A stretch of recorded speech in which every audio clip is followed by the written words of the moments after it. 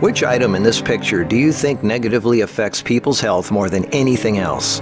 Alcohol? Cigarettes? The donut? Hamburger? Sure, they're all pretty bad for you, but most people know that and at least try to limit their intake somewhat to these items, even a little bit. But it's the things we don't think about that can really cause damage. Things we use every day so regularly we don't even think about how its constant use could actually be killing us. The real culprit is the chair. We were given legs for a reason. Most third world cultures don't even have chairs, and they walk an average of 10 miles a day. We in the modern world, on the other hand, spend most of our entire waking days sitting down. People go right from bed to sitting on the toilet, after which they sit at the breakfast table, then they sit in the car as they drive to work and spend the entire day sitting at a desk, only getting up to sit in the toilet and in the cafeteria. Then they sit in the car to drive and sit at the local bar for happy hour. Then when they've had enough of that, they go drive home and spend the rest of the day sitting in a comfortable chair watching TV before they crawl to bed to recover from all the physical exertion that day. And when people go out, they sit at a restaurant or a movie theater. Sitting all day is far worse for you than you might think. A 2010 American Cancer Society study following over 123,000 people from 1993 to 2016 found these alarming results. People who were inactive and sat for over 6 hours a day were 94% more likely to die during the time period studied than those who were physically active and sat less than 3 hours a day.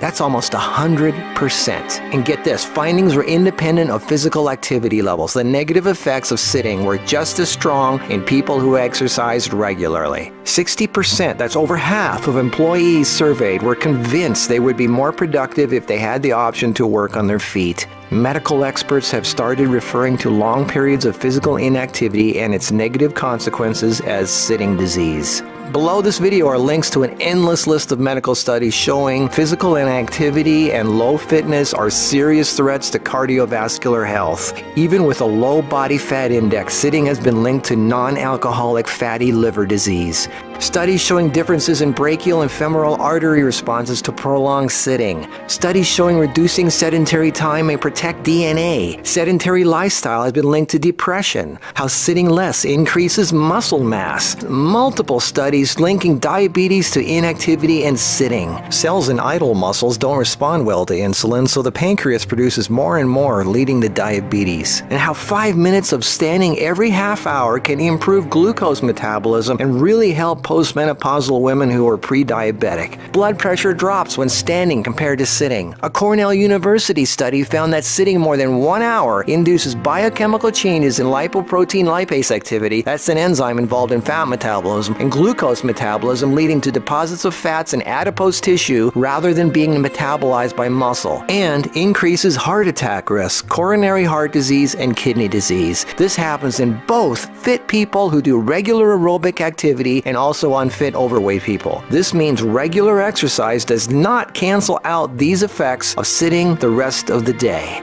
Sitting a lot is asking for trouble, no matter who you are. Another study at the University of South Carolina found that men who reported more than 23 hours a week of sedentary activity had a 64% greater risk of dying from heart disease than those who reported less than 11 hours a week. And many of these men routinely exercised. Cholesterol, blood sugar, triglycerides, diabetes, heart disease, and a number of health problems all became apparent. Studies have linked sitting to a greater risk for colon, breast, and endometrial cancers. Sitting for long periods of time can cause blood clots to form, which can travel to the brain, causing a stroke. Speaking of blood clots, lungs are twice as likely to develop pulmonary embolisms. Lack of physical activity leads to hypertension, high blood pressure, sleep apnea, snoring, compression of spinal discs, herniated lumbar discs. The Washington Post reported sitting a lot also causes leg disorders, varicose veins, swollen ankles, deep vein thrombosis, muscle degeneration, hip pain, and worst of all, a limp, sagging rear end because the glute muscles not only don't get used, circulation is cut off from the weight of the whole body pushing down on it. Medical News Today announced that our chairs are slowly but surely killing us.